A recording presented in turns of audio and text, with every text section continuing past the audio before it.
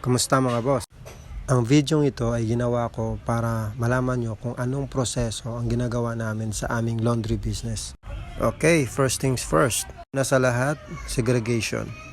Segregate natin yung mga puti, yung mga bedsheet, towel, mga comforter. Binibilang din natin yung mga shorts kung ilan, yung mga pants, mga t-shirt, at nire-record din natin sa ating order form.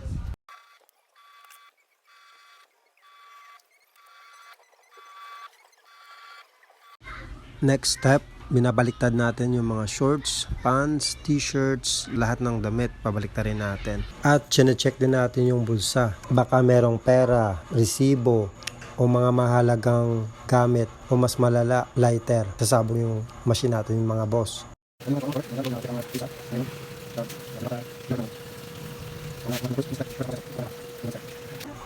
Pangatlong step, punta na tayo sa ating washing machine. Dito mga boss, nilalagay natin yung mga labahan natin sa ating washing machine. At bago nating lagyan ng sabon, syempre, babanlawan muna natin sa tubig para lumambot yung dumi. Para pag nilagyan natin ng sabon, at least nabawasan kahit papano. Di ba mga boss?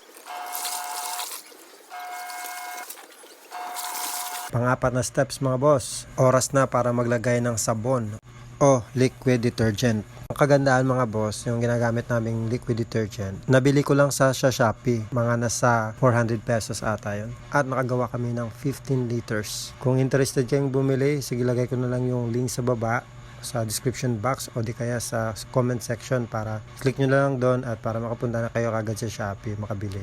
Linis, linis, linis, linis! Bola lang yan!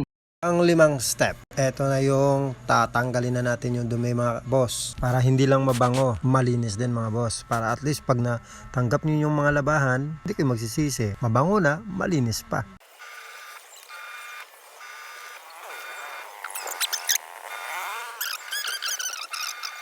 At paalala lang mga boss, hindi kami gumagamit ng Zonrox na puti, yung para sa puti. Ang Zonrox na ginagamit namin yung para sa dicolor o di kaya kahit sa puti ginagamitan namin ng dicolor na Zonrox para at least safe kami.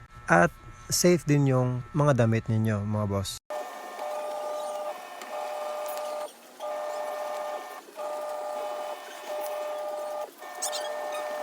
Ayan, tapos na. Step 6 na tayo.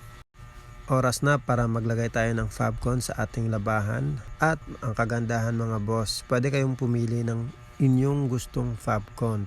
Any brand ng Fabcon. Kung nakikita nyo sa video mga boss, tinatanggal natin yung mga damit sa washing machine papunta sa ating batya na merong Fabcon.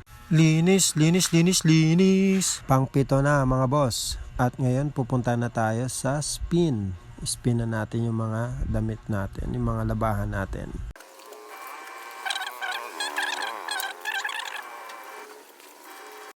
Ito pa yung pang-walong hakbang natin mga boss, yung paglagay sa hanger o yung ibibilad natin sa init ng 20 minutes. Ang kagandahan po nito mga boss, habang nilalagay namin sa hanger, nakikita namin yung dumi. So, another checking ng mga dumi. Kung may dumi, tatanggalin namin ulit yan. So, kung yan po isang kagandahan po.